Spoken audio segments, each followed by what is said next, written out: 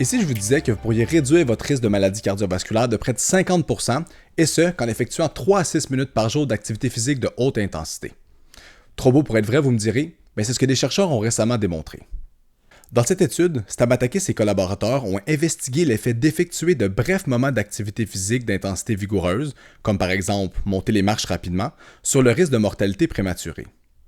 Ceux-ci ont donc fait un suivi de 7 ans chez plus de 25 000 personnes ayant porté un accéléromètre. L'accéléromètre est un outil permettant de mesurer les accélérations et du fait même d'estimer le niveau d'activité physique. Dans des analyses multivariées, les auteurs ont démontré que comparativement aux individus n'effectuant pas d'activité physique d'intensité vigoureuse, ceux qui effectuaient 1 à 2 minutes par jour avaient une diminution du risque de mortalité toutes causes confondues de près de 40%. Il est à noter que l'ensemble de ces analyses ont été contrôlées pour une multitude de facteurs tels que l'âge, le sexe, la consommation d'alcool, le tabac, la nutrition et même le sommeil. Il va donc sans dire qu'effectuer un faible volume d'activité physique de haute intensité durant la journée se présente comme une alternative intéressante pour les individus ayant la difficulté à rester actifs au quotidien. En effet, malgré que la majorité des individus savent que l'activité physique procure une multitude de bénéfices pour la santé, plus de la moitié de la population n'atteignent pas les recommandations de 150 minutes d'activité physique d'intensité modérée à vigoureuse par semaine. Les principaux obstacles à cette pratique est le manque de temps perçu ainsi que l'accès aux équipements et les installations. C'est donc dans ce contexte que des chercheurs canadiens ont développé ce qu'on appelle les snacks d'exercice. Les snacks d'exercice sont définis comme des épisodes isolés d'exercices d'intensité vigoureuse d'une durée de 1 minute et effectués sporadiquement au cours de la journée. Par exemple, on pourrait décider de prendre les escaliers et monter celle-ci le plus rapidement possible. Ou même volontairement courir pour se rendre à l'arrêt d'autobus. Ces snacks d'exercice viennent donc répondre aux 2 principales barrières à la pratique d'activité physique, car elles nécessitent peu de temps, n'ont pas besoin d'être planifiées et ne requièrent aucun équipement. Mais nous sommes en position de nous questionner. Est-ce que les snacks d'exercice peuvent réellement avoir un impact considérable sur notre santé? L'une des premières études ayant utilisé le terme snack d'exercice fut publiée en 2014 par François et collaborateurs. Ceux-ci ont comparé une séance d'exercice traditionnelle de 30 minutes à intensité modérée et des snacks d'exercice, donc 6 fois 1 minute, effectués avant chaque repas chez les individus ayant une tolérance au glucose altérée. Ceux-ci ont observé une amélioration du contrôle glycémique dans le groupe snack d'exercice après le déjeuner et le souper comparativement à une séance d'exercice plus traditionnelle.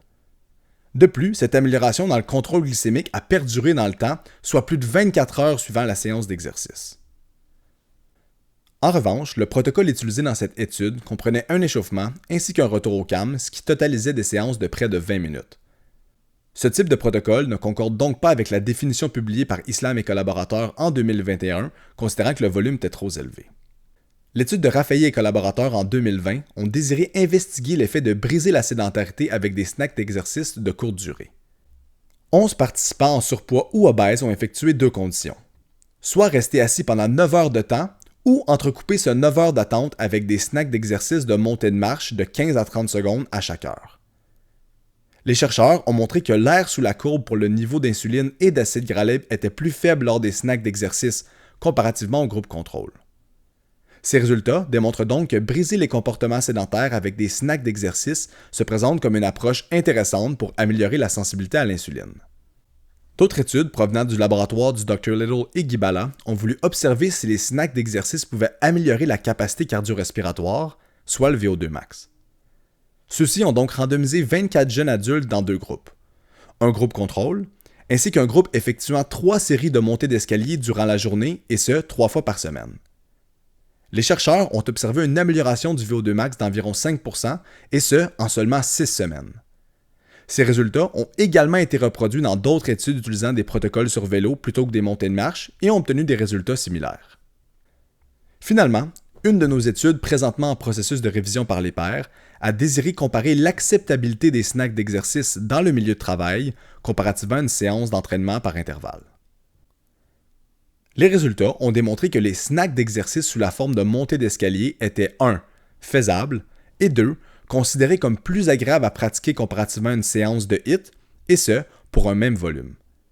Cette étude a également souligné que les snacks d'exercice semblaient être plus faciles à intégrer dans notre horaire comparativement à une séance d'exercice HIIT plus traditionnelle.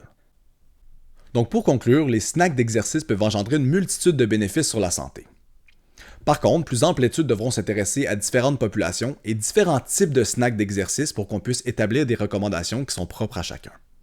Donc la prochaine fois que vous aurez le choix, j'espère que vous prendrez les marches plutôt que l'ascenseur. N'oubliez pas de vous abonner tant sur notre chaîne YouTube, Facebook et Instagram à Explique Balado pour plus de contenu vulgarisé touchant l'exercice, la santé et la nutrition. Au plaisir de vous revoir dans la prochaine capsule Explique-moi.